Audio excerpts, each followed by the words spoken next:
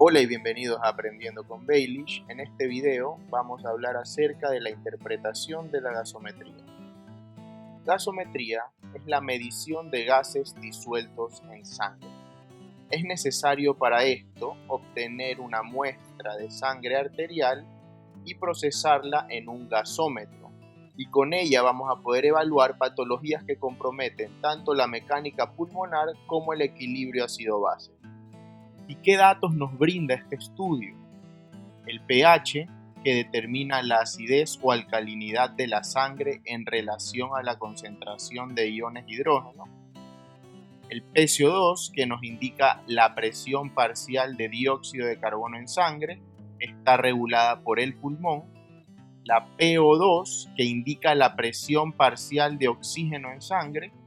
La saturación de oxígeno, que nos indica la hemoglobina saturada o unida al oxígeno, y el bicarbonato, que está regulado principalmente por el riñón.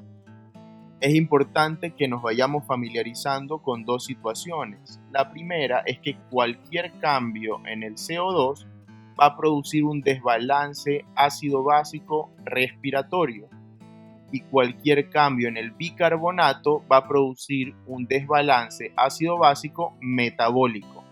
Definamos ahora pH. Este es el logaritmo negativo de la concentración de iones hidrógeno.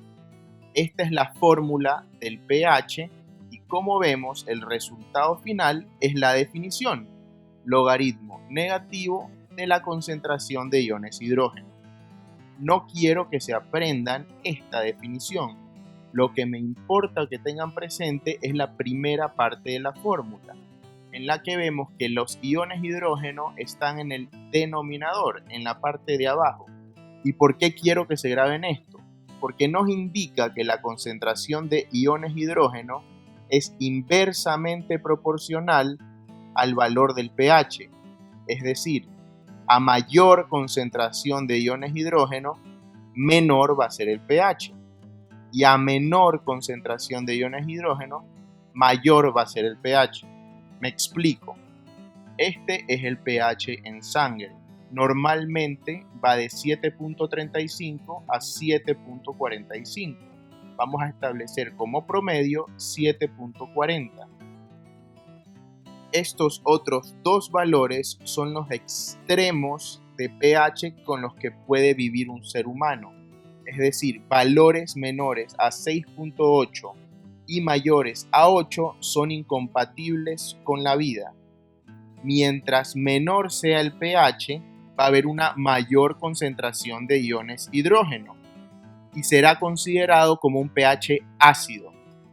Mientras mayor sea el pH, va a haber una menor concentración de iones hidrógeno y será considerado como un pH alcalino. A eso me refería con que la concentración de iones hidrógeno es inversamente proporcional al valor del pH. A mayor concentración de iones hidrógenos, menor el pH y va a ser ácido, y a menor concentración de iones hidrógeno, mayor va a ser el pH y va a ser considerado alcalino. ¿Cuáles son los valores normales en los parámetros de una gasometría? Como ya mencionamos en la diapositiva anterior, el pH va de 7.35 a 7.45. La PCO2 va de 35 a 45 milímetros de mercurio. Es fácil recordar estos dos valores ya que son iguales a los del pH, solo que le quitamos el 7 y el punto. El valor del bicarbonato puede variar dependiendo de la bibliografía que utilicen, pero generalmente va de 22 a 26, en promedio 24.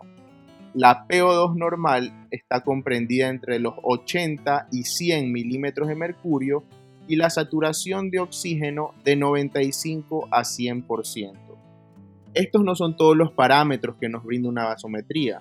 Aparte del bicarbonato real, tenemos el bicarbonato estándar, electrolitos, base exceso, buffer base. Pero en esta exposición vamos a utilizar solo estos tres parámetros, pH, PCO2, bicarbonato. Y en una futura exposición de insuficiencia respiratoria vamos a hablar acerca de la PO2 y la saturación de oxígeno. Antes de continuar, quisiera recordarles nuevamente que un pH menor a 7.35 se lo considera ácido y mayor a 7.45 es considerado alcalino. Y también recuerden que cualquier cambio en la PCO2 produce un desbalance ácido-básico respiratorio y cualquier cambio en el bicarbonato produce un desbalance ácido-básico metabólico. Como ven aquí, les he colocado al pH ácido junto a la PCO2 y al bicarbonato junto al pH alcalino, porque quiero que de una vez se vayan haciendo la idea que el dióxido de carbono es ácido y el bicarbonato es alcalino. Nuestro organismo no reacciona bien ante las variaciones del pH. Por este motivo tenemos un sistema encargado de mantenerlo dentro de valores normales, de 7.35 a 7.45. Este es el sistema tampón o buffer o del bicarbonato y dióxido de carbono. Y nos dice que ante la presencia de iones hidrógeno, que recordemos son ácidos, va a aparecer el bicarbonato para unirse a estos iones hidrógeno y de esta manera formar algo que se llama ácido carbónico. Como ven, la H del ion hidrógeno se suma a esta H del bicarbonato, quedando H2CO3. El ácido carbónico se disocia en agua, H2O, y dióxido de carbono, que puede ser eliminado por la respiración. Pero esta fórmula no es unidireccional, es bidireccional. Puede ir hacia el otro lado dependiendo de la situación que esté atravesando nuestro cuerpo. Una vez entendido todo lo que he dicho, vamos a ver ahora sí los 4 pasos para interpretar una gasometría. En primer lugar, debemos saber si estamos ante una acidosis o alcalosis. Luego, interpretar el componente. ¿Es una acidosis o alcalosis respiratoria o metabólica? En tercer lugar, debemos calcular algo que se llama brecha aniónica o en inglés anion gap. Y por último, estimar la compensación. Voy a explicarles de una manera sencilla cada uno de estos 4 pasos. El primero es determinar si estamos frente a una acidosis o alcalosis. Recordemos que el pH normal va de 7.35 a 7.45 y un pH por debajo de 7.35 va a ser considerado una acidosis y por encima de 7.45 será considerado como alcalosis. El segundo paso es determinar el componente, si es metabólico o respiratorio. Antes de aprender a determinar el componente, quisiera que conozcamos la ecuación de Henderson y Hasselbalch. Recordemos que al inicio vimos que la definición de pH es el logaritmo negativo de la concentración de iones hidrógeno. Para determinar el pH con esa fórmula necesitamos saber el valor de iones hidrógeno. En cambio, la ecuación de Henderson y Hasselbalch nos permite conocer el pH con los valores de bicarbonato y dióxido de carbono. No les pido que se aprendan esta fórmula, solo que tengan en su cabeza 3 cosas: el pH, el bicarbonato que va en el numerador y el dióxido de carbono que va en el denominador. Y en su cabeza esta fórmula debe lucir de la siguiente manera: pH es igual a bicarbonato sobre dióxido de carbono. Y con esto se nos va a facilitar muchísimo la comprensión de los trastornos del equilibrio ácido-base, porque basados en esta fórmula nos vamos a dar cuenta que el valor del pH es directamente proporcional al bicarbonato e inversamente proporcional al dióxido de carbono. Para que se acuerden, vean que tanto el bicarbonato como el pH llevan la letra H, por lo tanto siempre van a ir juntos hacia el mismo lado. Cada vez que el bicarbonato suba, el pH va a subir o se va a hacer más alcalino. Cada vez que el bicarbonato baje, el pH va a bajar o se va a hacer más ácido. Y así como el pH es directamente proporcional o va al mismo lado que el bicarbonato, es inversamente proporcional o va hacia el lado contrario que el dióxido de carbono. Cada vez que el dióxido de carbono suba, el pH baja. Cada vez que el dióxido de carbono baja, el pH sube. Por lo tanto, el pH es directamente proporcional al bicarbonato e inversamente proporcional al dióxido de carbono. Recordemos que les dije anteriormente que vamos a considerar al bicarbonato como una sustancia alcalina y el CO2 como una sustancia ácida. Por esto, a mayor concentración de bicarbonato, el pH se va a tornar más alcalino y a mayor concentración de dióxido de carbono, el pH se va a tornar ácido. Conociendo esto, vamos ahora a determinar el componente en una gasometría. Cada vez que haya una alteración en el bicarbonato, el componente será metabólico. Cada vez que haya una alteración en el dióxido de carbono, el componente será respiratorio. Vamos a llenar esta tabla que es muy clásica en los trastornos del equilibrio ácido-base. Como vemos aquí, existen 4 trastornos: acidosis metabólica, alcalosis metabólica, acidosis respiratoria y alcalosis respiratoria. Recordemos que denominamos acidosis a un pH por debajo de 7.35 y alcalosis a un pH por encima de 7.45.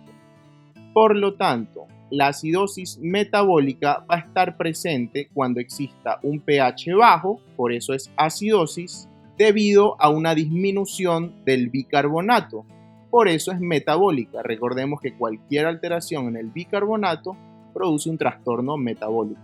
¿Qué va a pasar con la PCO2? Inicialmente no se va a modificar. En la alcalosis metabólica va a haber un pH elevado debido a una elevación de bicarbonato e inicialmente no se va a modificar la PCO2.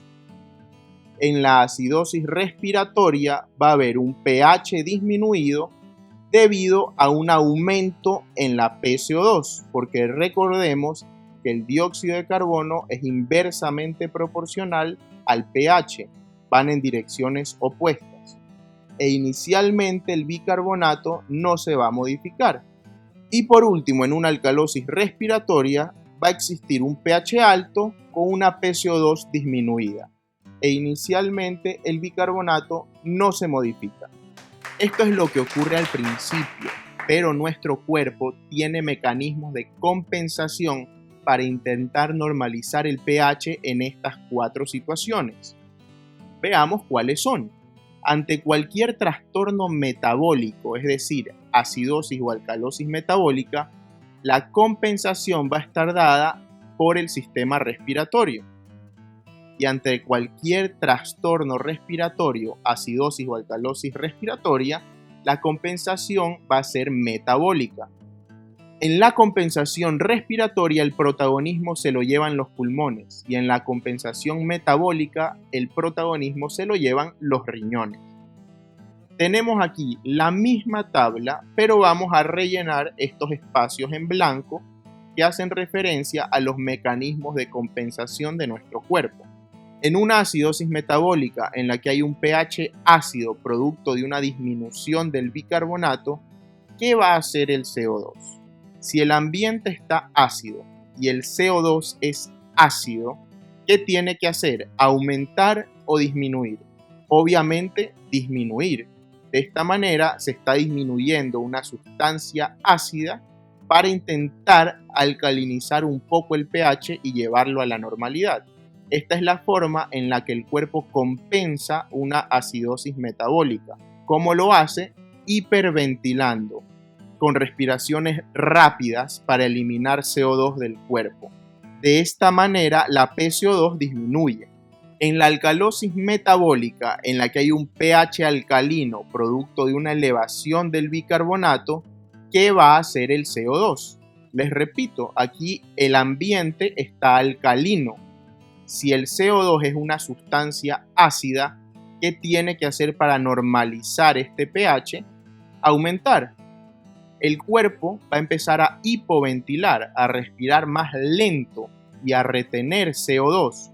De esta manera acidifica un poco el pH e intenta normalizarlo.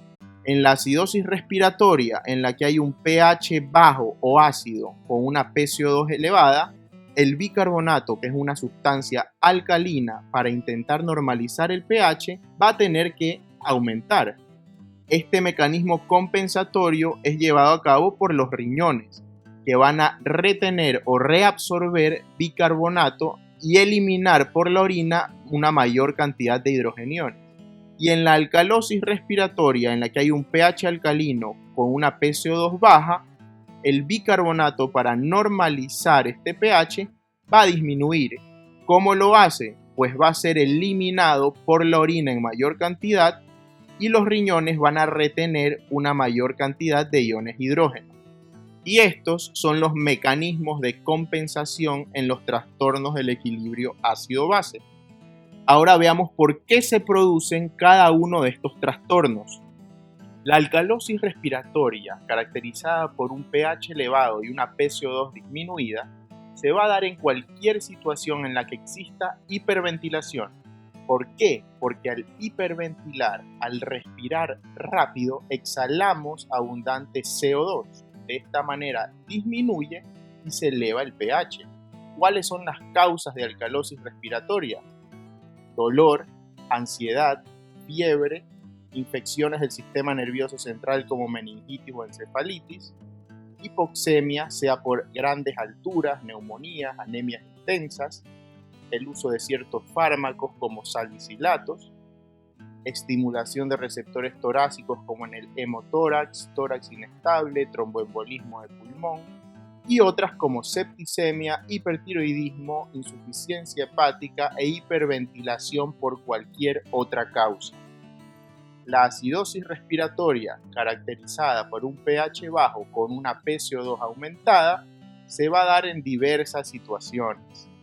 Recordemos que estos pacientes tienen hipoventilación, respiraciones lentas, por lo que acumulan CO2 en los pulmones y esto disminuye el pH en sangre.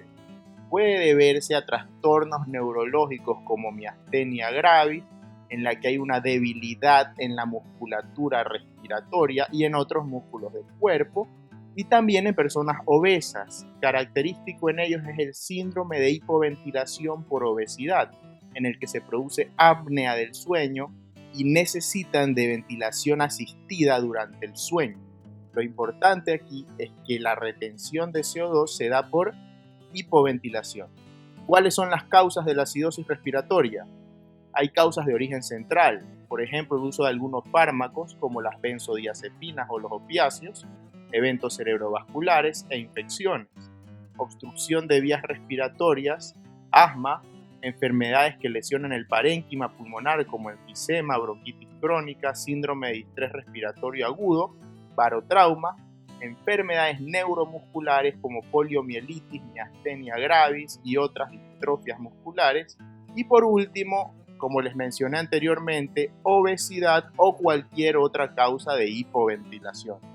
La alcalosis metabólica, caracterizada por un pH elevado debido a un bicarbonato elevado, se va a dar en dos situaciones: en caso de retención excesiva de bicarbonato o pérdida de hidrogeniones. La carga exógena de bicarbonato es un ejemplo de retención excesiva de bicarbonato.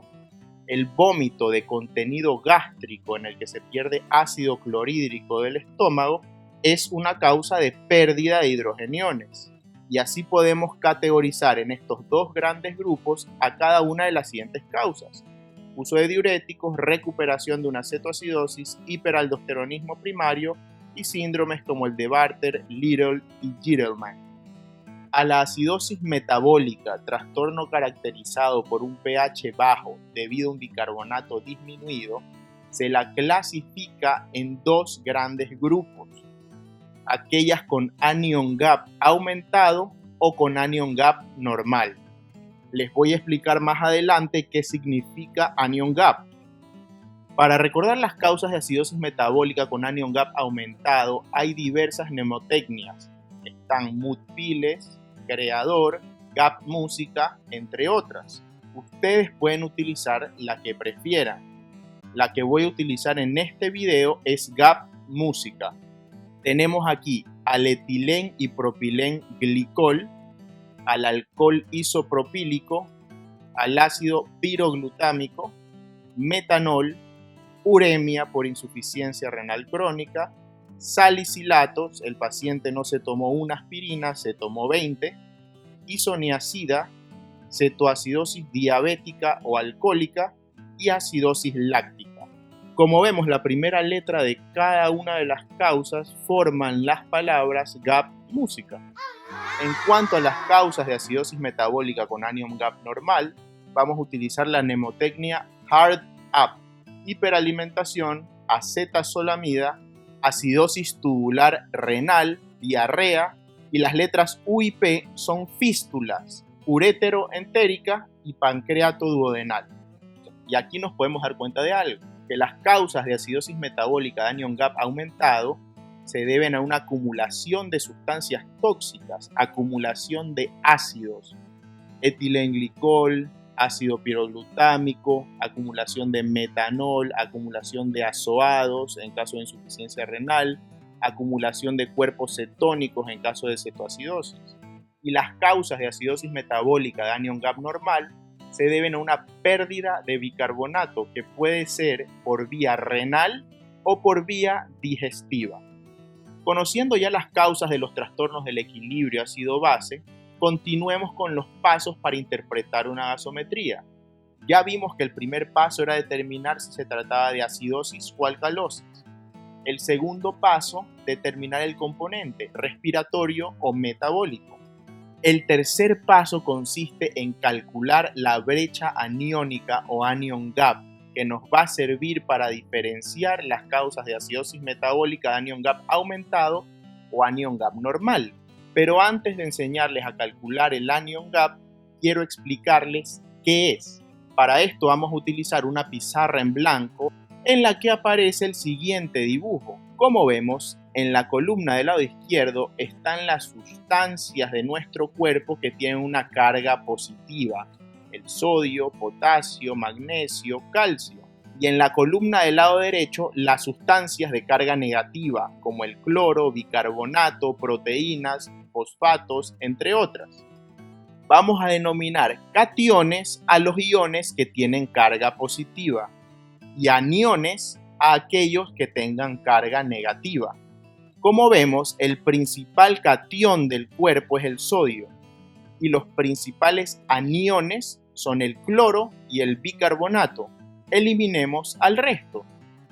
Como principio deberíamos de saber que deben de existir la misma cantidad de cargas positivas y negativas en nuestro cuerpo. Si el valor del sodio en promedio es 140, el del cloro 105 y el del bicarbonato en este gráfico es de 25, la suma de los aniones es de 130. Pero el principio nos dice que deben de existir la misma cantidad de cargas positivas y negativas. Por lo tanto, a este 130 para igualar al sodio, que es 140, ¿cuánto le falta? La respuesta es 10. Este 10 es el anion gap o brecha aniónica, que se define como la diferencia entre los cationes y aniones medidos en sangre u orina.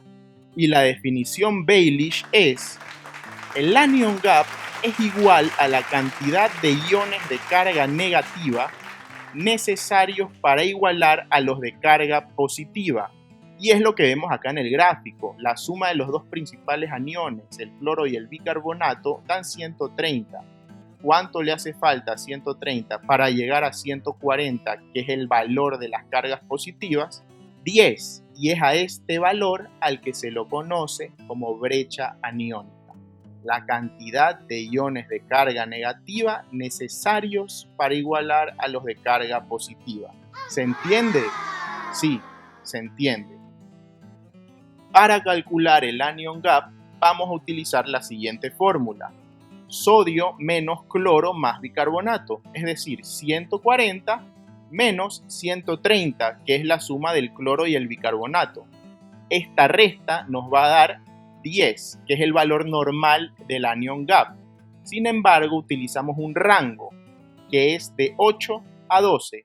Ahora bien, cuando veamos una gasometría y nos enfrentemos a una acidosis metabólica, vamos a tener que calcular el anion gap para diferenciar las causas y ver si se trata de una acidosis metabólica con anion gap aumentado, es decir, anion gap mayor a 12, o una acidosis metabólica con anion gap normal, es decir, entre 8 y 12.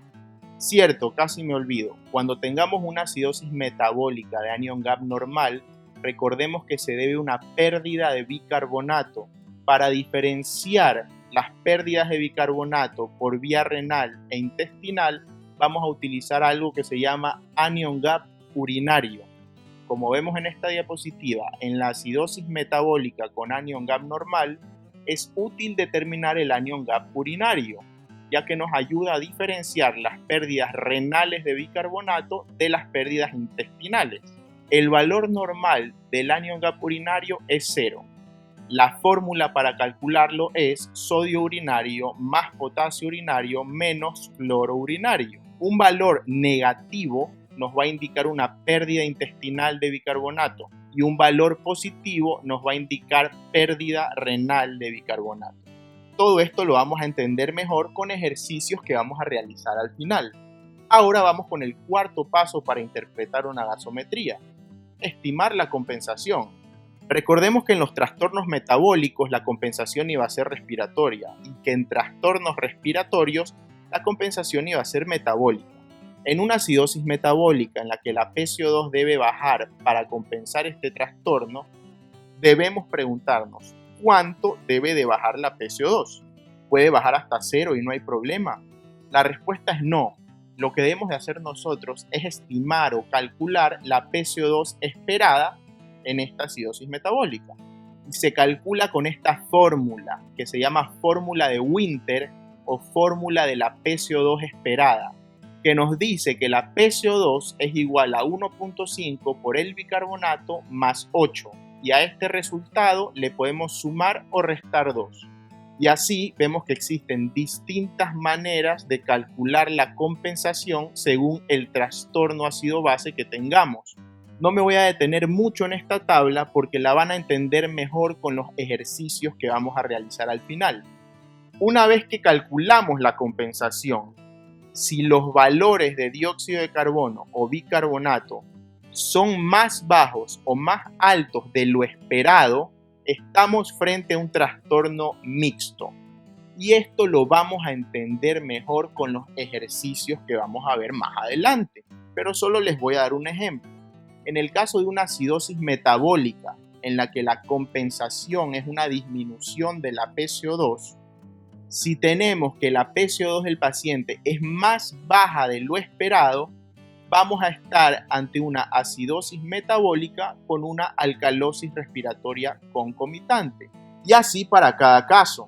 Pueden poner pausa y realizar capturas de pantalla de cada uno de los trastornos mixtos. Como les dije, vamos a comprenderlos mejor con los ejercicios que empiezan a continuación. Primer ejemplo. Tenemos un paciente masculino de 20 años de edad con antecedentes familiares de diabetes mellitus 1. Es trasladado a la emergencia en mal estado general, polipneico, diaforético, con epigastralgia. Según la madre, en los 3 días previos presentó poliuria, polidipsia y polifagia. Le realizamos laboratorios y tenemos una gasometría con un pH en 720, PO2 en 90, PCO2 en 24 y bicarbonato en 12. En los bioquímicos podemos observar una glucosa en 400, sodio en 142, potasio en 2 y cloro en 90. Y en el examen de orina llama la atención la presencia de cetonas y glucosuria. Ahora interpretemos la gasometría. Paso 1. Se trata de una acidosis o alcalosis. Tenemos un pH menor a 7.35, está en 7.2, por lo tanto es una acidosis. Paso 2. El componente es respiratorio o metabólico. Pensemos por un momento. Un pH bajo o un pH ácido se produce por un bicarbonato bajo o una PCO2 elevada. ¿Cómo tiene el bicarbonato y la PCO2 nuestro paciente? La PCO2 está en 24, el valor normal va de 35 a 45, está baja.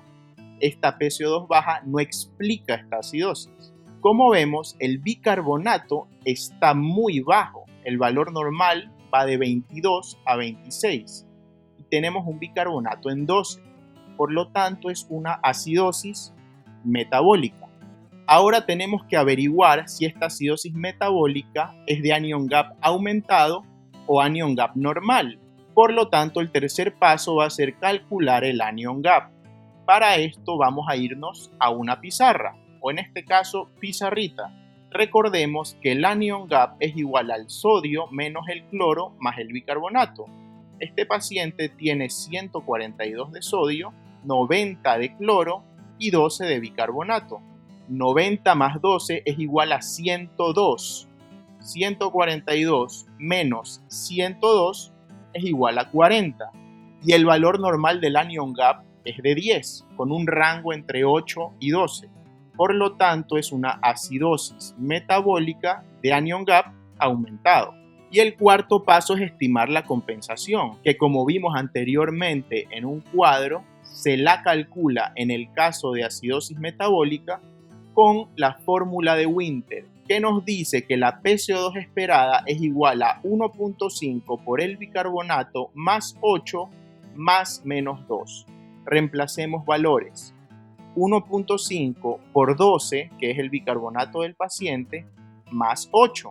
1.5 por 12 es igual a 18, más 8 nos da un resultado de 26. Y a este resultado final le sumamos o le restamos 2. Es decir, que la PCO2 esperada va de 24 a 28. ¿Cuánto tiene de PCO2 nuestro paciente? 24. Por lo tanto, es una acidosis metabólica de anion gap aumentado compensada. Este de aquí es el diagnóstico gasométrico y el diagnóstico del paciente es una cetoacidosis diabética que está dentro de las causas de acidosis metabólica con anion gap aumentado. Ahora, para enseñarles de qué se trata un trastorno mixto o no compensado, voy a hacer una modificación en este ejemplo. Tenemos el mismo paciente, el mismo caso, pero modifiqué la PCO2 del paciente. En lugar de ser 24, vemos que el valor es 20. La PCO2 esperada es de 24 a 28, promedio 26. Y vemos que la PCO2 del paciente está en 20, más baja de lo esperado. Y les prometí que íbamos a entender esta diapositiva con los ejercicios. Y aquí podemos ver que en caso de una acidosis metabólica en la que la PCO2 está más baja de lo esperado, vamos a tener una alcalosis respiratoria concomitante. Por lo tanto, el diagnóstico de este ejemplo 1 modificado sería acidosis metabólica con anion gap aumentado con una alcalosis respiratoria concomitante. Ejemplo número 2. Tenemos una paciente de sexo femenino de 44 años, transferida de otro hospital por presentar parálisis flácida. En dicho hospital se demostró una hipopotasemia grave de 2 miliequivalentes por litro, por lo que iniciaron la administración intravenosa de cloruro de potasio. Llega a nuestra emergencia y realizamos laboratorios, teniendo una gasometría con un pH en 7.32, PCO2 en 30, bicarbonato en 15. En los bioquímicos tenemos un sodio en 140, potasio en 2.6, vemos que ya subió un poco luego de que le administraron cloruro de potasio, cloro en 115, urea en 48 y creatinina en 1.4, como vemos está alterada la función renal. Y en el examen de orina tenemos un pH en 6, bacterias ausentes y eritrocitos en 0. Paso 1. Se trata de una acidosis o alcalosis. Como vemos, el pH está menor a 7.35, por lo tanto es una acidosis. Paso 2. El componente es respiratorio o metabólico. Vemos que el pH está disminuido con un bicarbonato disminuido. Por lo tanto, es una acidosis metabólica. Ahora debemos calcular el anion gap.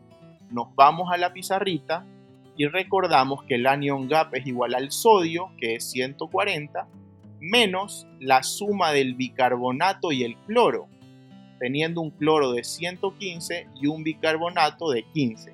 La suma de los aniones es 130. 140 menos 130 es igual a 10. Por lo tanto, es una acidosis metabólica con anion gap normal. Recordemos que dentro de las causas de acidosis metabólica con anion gap normal, teníamos pérdida de bicarbonato por vía renal o por vía digestiva. Y para conocer el origen de la pérdida, calculamos el anion gap urinario con la siguiente fórmula.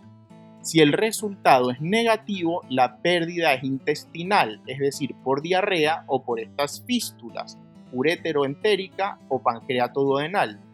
Si el resultado es positivo, se debe a una acidosis tubular renal. Calculemos entonces el anion gap urinario en nuestro paciente. La fórmula nos dice que el anion gap urinario es igual al sodio urinario más potasio urinario menos el cloro urinario, por lo que solicitamos al laboratorio que en la muestra de orina que pedimos nos reporten los electrolitos urinarios y reemplacemos valores. Anion gap urinario es igual a 35 más 40 menos 18. 35 más 40 es igual a 75, menos 18, 57. Tenemos un valor muy positivo, por lo tanto es una acidosis metabólica de anion gap normal con anion gap urinario positivo, es decir, causa renal. Les adelanto el diagnóstico, este es el caso de un paciente con acidosis tubular renal tipo 2 o hipocalémica. Por eso llegó con un potasio tan bajo y con parálisis flácida. Ahora continuemos con el paso número 4, que es estimar la compensación. Y como ya sabemos, en la acidosis metabólica se lo hace con la fórmula de Winter, que nos dice que la PCO2 esperada es igual a 1.5 por el bicarbonato, que es 15, más 8. 1.5 por 15 es 22.5, más 8, 30.5, y al resultado final le sumamos o le restamos 2. Es decir, la PCO2 esperada va a ser de 28.5 a 32.5. ¿Cuál es la PCO2 de nuestro paciente? 30. Por lo tanto, estamos frente a una acidosis metabólica con anion gap normal, anion gap urinario positivo, compensada. Ejemplo número 3.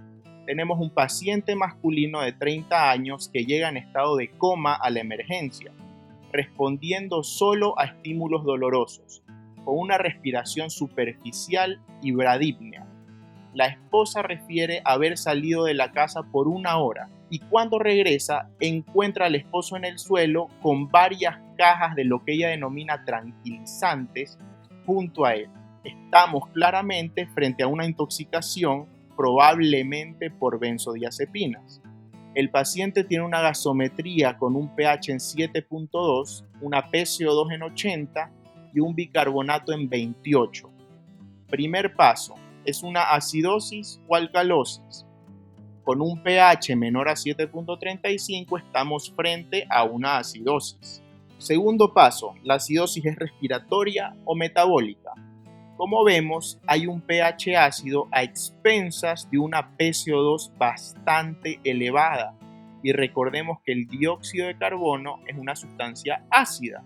Por lo tanto, es una acidosis respiratoria.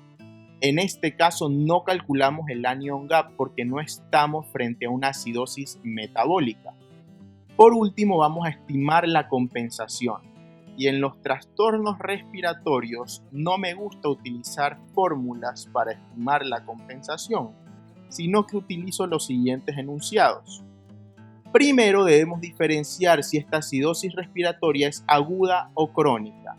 Un trastorno respiratorio es agudo cuando ocurre dentro de las primeras 24 a 48 horas. Y aquí vemos que la esposa salió por 1 hora y se demoró en llegar al hospital media hora. Por lo tanto, estamos frente a una acidosis respiratoria aguda. Y leemos aquí que para estimar la compensación, el bicarbonato debe aumentar 1 miliequivalente por cada 10 milímetros de mercurio que aumenta la PCO2. Vamos a una pizarra. Recordemos que la PCO2 normal va de 35 a 45, en promedio 40.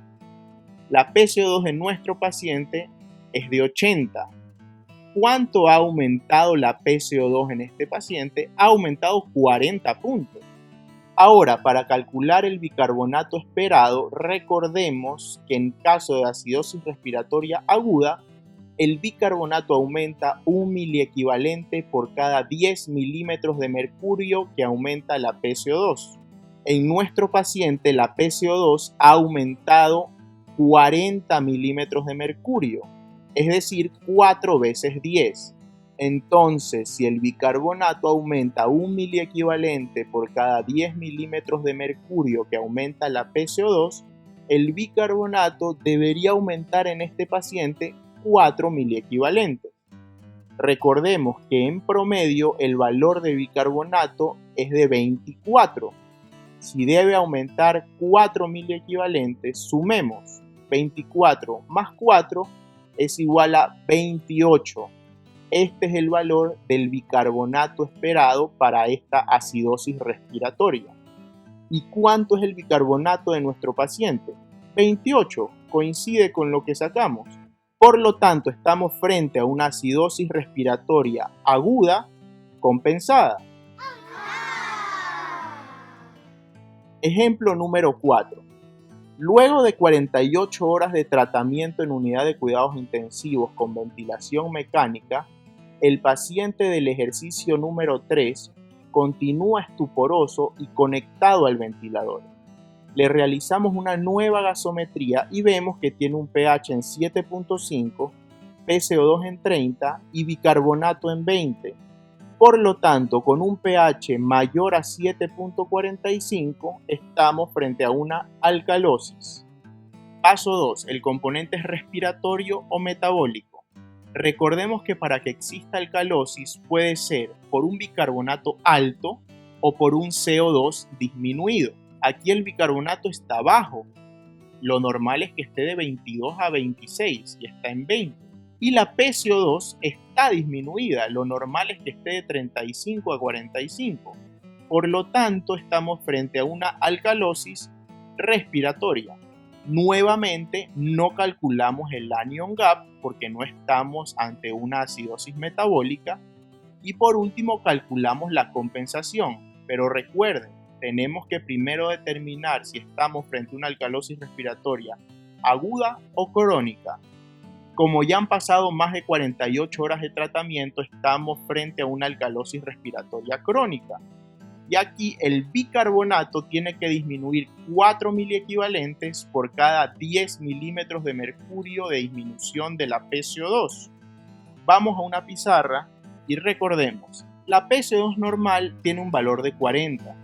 Nuestro paciente tiene una PCO2 de 30, por lo tanto ha disminuido 10 milímetros de mercurio. La norma nos dice que en la alcalosis respiratoria crónica el bicarbonato debe disminuir 4 miliequivalentes por cada 10 milímetros de mercurio que disminuye la PCO2. Como ha disminuido 10 milímetros de mercurio en nuestro paciente, el bicarbonato debería disminuir 4 miliequivalentes. Recordemos, el valor normal del bicarbonato es 24. Por lo tanto, para calcular el bicarbonato esperado, restamos 24 menos 4, lo que nos da un bicarbonato esperado de 20 miliequivalentes, que coincide con el que tiene el paciente. Entonces estamos frente a una alcalosis respiratoria crónica compensada. Para finalizar, ¿qué les parece si vemos unos datos que serán de vital importancia a los que no quise dar mayor relevancia? Número 1. Aclaremos conceptos. Yo mencioné los términos acidosis y alcalosis y les dije que acidosis es un pH en sangre menor a 7.35 y alcalosis un pH en sangre mayor a 7.45. ¿Pero es esto cierto? La respuesta es no. Los términos correctos son acidemia y alcalemia. Cada vez que se tiene el sufijo emia, nos referimos a la sangre. Cuando tú quieres saber la natremia de alguien, estás hablando del valor de sodio en sangre de esa persona. Cuando alguien tiene hipernatremia, tiene un sodio elevado. Cuando alguien tiene hiponatremia, tiene un sodio bajo. Lo mismo ocurre con el pH en sangre. El sufijo que debería utilizarse es emia. Entonces, ¿qué es acidosis o alcalosis? Estos son los cambios o procesos que nos llevan hasta una acidemia o alcalemia. Les voy a dar un ejemplo. Imaginemos que tenemos un paciente diabético mal controlado en el que el bicarbonato está empezando a disminuir y el pH se encuentra en 7.36. Está dentro del rango normal, entre 7.35 y 7.45. A esto lo denominamos acidosis sin acidemia, porque el bicarbonato está empezando a bajar, está produciéndose un cambio que se llama acidosis, pero todavía el pH sigue en rango normal. Ahora, si la acidosis es muy profunda y el bicarbonato en este paciente sigue cayendo y llegamos a tener un pH menor a 7.35 en sangre, lo llamamos acidemia. Lo mismo ocurre con la alcalosis.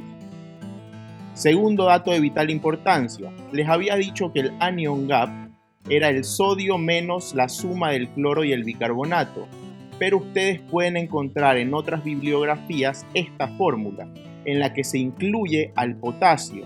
Como el valor del potasio es bastante bajo en relación al sodio, es bastante aceptada la fórmula de acá arriba en la que se excluye al potasio. Por eso es la más utilizada. Tercer dato de vital importancia al que no quise dar mayor relevancia: los valores normales de los parámetros de la gasometría. Dependiendo de la bibliografía que utilicen, ustedes pueden encontrar distintos valores de bicarbonato, por ejemplo.